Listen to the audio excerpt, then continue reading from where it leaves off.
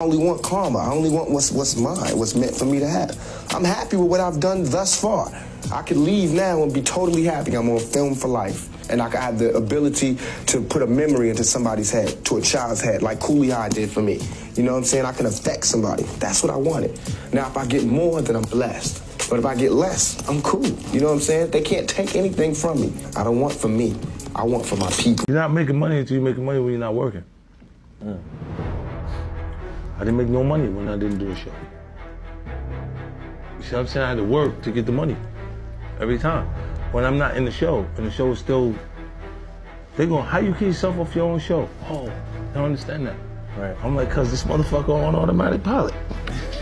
For that time period, I had to run on my own energy.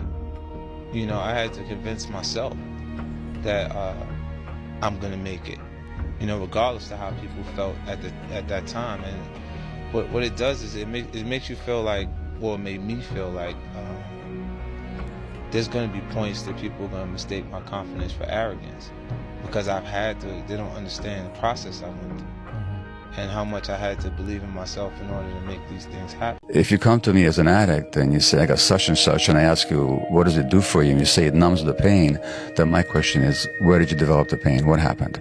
And then we have an inquiry. Physicians don't understand this. They keep dealing with the effects, which is the addiction, and the behaviors, which are the effects of the addiction, but not the cause, which is the childhood distress. I had to be on my own to go through all of my feelings. You know, I've always been a bit of a wimp with that, and I've always been like, hi, what are you doing? Oh, great, y'all come over. Distract me. Yeah. But I'll try, and then it'll be too much for me. And sometimes forgiveness is better. Sometimes loneliness is the only rest we get. Sometimes emptiness actually lets us forget. Yes. And sometimes forgiveness is easiest in secret. I got this 10% rule. Whatever I'm purchasing isn't 10% of 100% value of what I have in the bank, I don't touch it. So in other words, let's say hypothetically, if you have a car that you want to buy for $100,000. Right. If you ain't got $1 million in the bank, You shouldn't buy that car. don't buy it. Right. And that goes with your house, whatever. If you want to buy a house that costs $1 million, if you ain't got 10 million in the bank, bro, don't touch that house, because you're not going to be able to afford it. When you do something outside the norm, you're going to catch criticism. You're going to catch heat. You're going to get people that don't understand it. You're going to get people that don't want to be around you anymore for the simple fact that you're working your ass off and they're not. And it makes them feel bad. Those of you struggling with this right now, I want to make this point to you. If you were able to look at all the people who criticize you, and you were able to look at their life 10 years from now or 20 years from now, you would not give 2 fucks about the criticism that they're giving you because of where they're going to be and where you're trying to get. And if you could just keep that in mind, it's going to get you freed up to pursue what it is you're doing with less, drag, less guilt, less pressure, less negativity. You're right there. Keep going. Just put your head down, keep working, and keep going. No matter what happens, just keep going. And knowing that, what I always say is put a championship routine in place.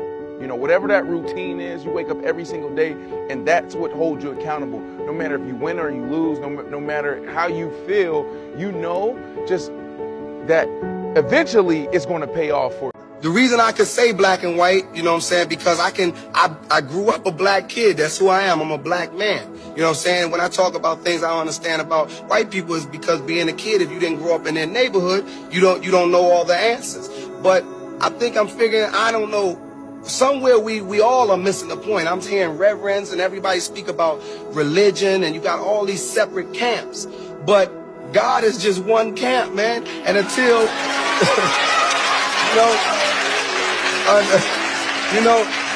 I don't care what you say, until you stop judging a white man just for being a white man, a black man for just being a black man, Chinese man for being Chinese, Latino for being Latino. You can never ever solve the problem, because someone is always oppressed. And if you ain't free, they ain't free. Yeah.